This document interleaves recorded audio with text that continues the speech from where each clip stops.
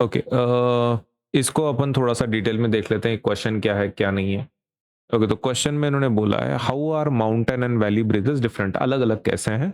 Suppose there are two mountains, one covered with grass and one covered with barren rock, would the temperature of the two mountain breezes be different और on and कैसे, like how. तो ये question क्या बोल रहे हैं, सबसे पहला they want you to explain what is valley breeze. Valley breeze मतलब क्या होती है, जो दिन के वक्त चलती है। तो वैली ब्रीज कैसा होता है ना, cooler denser valley air moves up.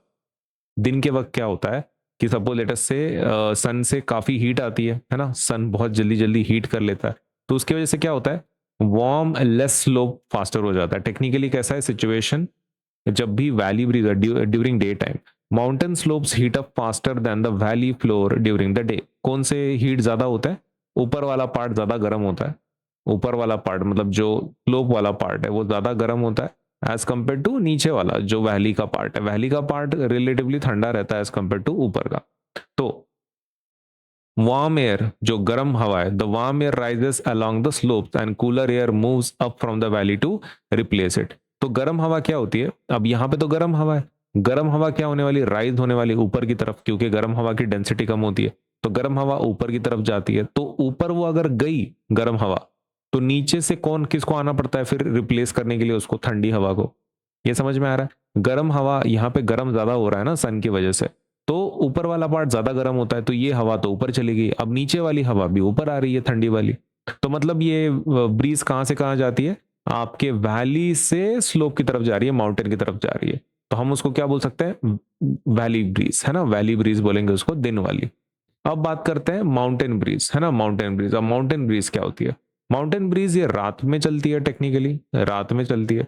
अब रात में चलने वाली जो ब्रीज है, mountain slopes cool down faster. Mountain slope जो रहते हैं ना वो जल्दी ठंडे पड़ जाते हैं एज कंपेयर टू वैली। अब यहाँ पे थोड़ा उल्टा सिचुएशन है, ऊपर वाला जो रीजन है वो ज्यादा ठंडा हो जाता है एज कंपेयर टू नीचे वाला। नीचे वाला अभी भी गर्म ही है, ऊपर वाला जल्दी ठंडा हो जाता है, कूल हो जाता है, ठीक है, क्योंकि वहां पे एटमॉस्फेयर थिन रहता है एक तो वहां पे गैसेस नहीं है उसको गर्म करने के लिए, तो वो जल्दी ठंडा हो जाता है एज कंपेयर टू नीचे वाला पार्ट। रात की बात है, रात की, रात में उल्टा हो रहा है। अब ये ठंडा है ये गर्म है, अब यहाँ की हवा कहाँ जाती है, ऊपर की तरफ, तो वो हवा को भरने के लिए ऊपर से हवा कौन सी आती है, नीचे की तरफ। मतलब ये पूरा गर्म है ना, तो वार्म एयर क्या होती है, राइज होती है, और उसकी जगह पकड़ने के लिए कौन सी हवा आती है, कूल वाली हवा। कूल वाली हवा ऊपर से नीचे आती है और फिर उसको रिप्लेस कर लेती है। तो हमारा सेकंड पॉइंट वो है कि माउंटेन ब्रीज मतलब रात की अगर आप बात कर रहे हैं, तो माउंटेन स्लोप क्या हो जाते हैं, जल्दी ठंडे पड़ जाते हैं, जल्दी हीट को क्या करते हैं, रेडिएट करने की वजह से। और जो कोल्ड डेंस एयर है वो नीचे की तरफ आती है वैली में, ग्रेविटी की वजह से।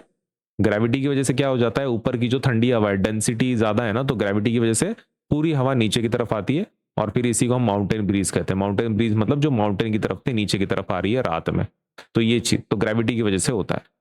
नाउ दोनों के बीच में फर्क क्या है, सपोज अगर आपके पास दो टाइप के माउंटेन है, एक ऐसा माउंटेन जिसके पास घास फूस है, और एक ऐसा माउंटेन जो खाली पत्थर है वहां पे, तो दोनों में क्या फर्क पड़ेगा, particularly related to mountain breeze, किसका माउंटेन ब्रीज ठंडा होगा ये पूछ रहे हैं। कैसा होता है, ये पत्थर है राइट, पत्थर का कैसा रहता है, bare rock loses heat rapidly. ये जो पत्थर होता है ना, इसके हीट बहुत जल्दी रिलीज होती है, पकड़ के नहीं रखता ये। अब ये घासपूस जो है ना, ये घासपूस हीट को पकड़ के रखता है, ठीक है।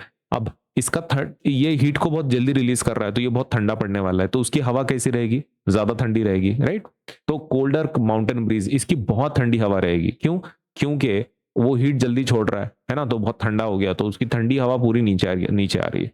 लेकिन अगर ऐसा कोई माउंटेन है जो ग्रास कवर्ड है ना, घासपूस है, तो घासपूस कैसा है, हीट को एब्जॉर्ब करता है। हीट को क्या करता है, घासपूस एब्जॉर्ब करता है। Now as it is absorbing the heat, heat को एब्जॉर्ब कर रहा है, तो इससे क्या होता है कि उससे जो हवा आने वाली है अभी नीचे, वो तो गर्म ही है ना, वो घासपूस ने वो हीट को एब्जॉर्ब करके रखा हुआ है, तो वो हीट जो भी हवा नीचे आएगी वो कैसी रहेगी, गर्म रहेगी, क्योंकि गर्म एरिया से आ रही है। इस माउंटेन में कैसा था, पूरी हीट निकल गई थी, तो ये एरिया कैसा बन गया था, ठंडा बन गया था, कूल बन गया था।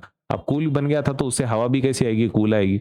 लेकिन जो चीज गर्म हो, जो चीज गर्म हो है ना, हॉट हो, तो अगर वो हीटेड है, हॉट है, तो उसके हवा भी कैसी आएगी, हवा भी उससे हॉट ही आने वाली है, गर्म वाली राइट। तो वैसा ही हो रहा है ये वाला चीज। तो barren rock breeze is noticeably colder than the grass covered breeze. तो किसका ज्यादा ठंडा रहेगा, बेरन रॉक वाला, उसकी जो हवा है वो ज़्यादा ठंडी रहेगी as compare to grass cover वाले की गर्म रहेगी। तो यही चीज़ आपको यहाँ पे हाइलाइट करके लिखना है कि वैली ब्रीज दिन में कैसी बन रही है, माउंटेन ब्रीज रात में कैसे बन रही है, दोनों में क्या फ़र्क है, कि फ़र्क टेम्परेचर होगा कि नहीं और क्यों होगा? तो क्यों होगा तो आपको बता दिया, एक्सप्लेन कर दिया, वही चीज़ यहाँ पे लिखी हुई है, वही आपको एग्ज़ाम में लिखनी है।